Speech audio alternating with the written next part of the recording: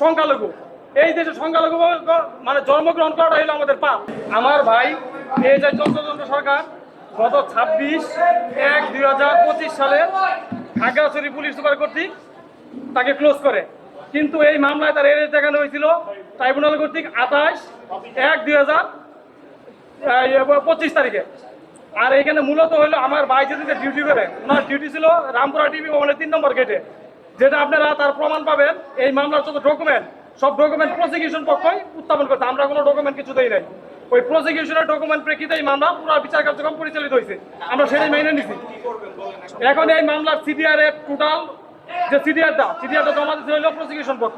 এই সিডিআর এ 3:45 পর্যন্ত আমার ভাই ডিউটি ছিল রামপুরা টিভি ভবনের 3 নম্বর গেটে, যেটা হলো এই মামলা যে তিনটা বিষয় ইন্ডিকেশন ছিল আমার ভাইয়ের বিরুদ্ধে, সেটা হলো 2টা থেকে 3টা পর্যন্ত।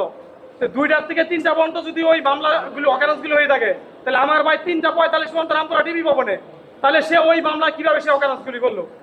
আর একটা বিষয় হলো এই মামলায় ওই দিনকে আমার ভাইয়ের নামে কোনো অস্ত্র ইস্যু ছিল না, কোনো গোলাবারুদ ইস্যু ছিল না। এই মামলায় আমার ভাইয়ের এই ভিকটিম বানাইছে, যাদের নামে অস্ত্র গোলাবারুদ ইস্যু ছিল তারা এই মামলায় কোনো ভিকটিম হয় নাই। যে বিষয়গুলি হলো ট্রাইব্যুনালে বিচারপতিরা প্রসিকিউশনকে জিজ্ঞাসা করছিল যে যার নামে অস্ত্র ইস্যু নাই, তাহলে সেই মামলায় গুলি করলো কিভাবে।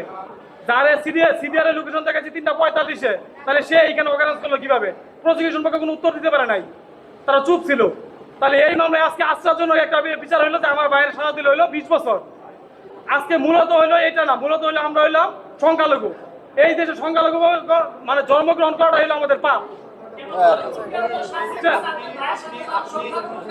না, যদি এরকম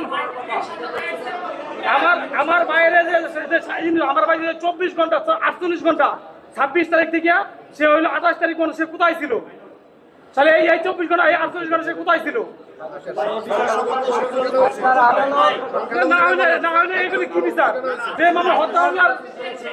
আপনার কিছু অন্য কিছু বলার থাকলে বলেন আদালত। না উদ্দেশ্যমূলক কিছু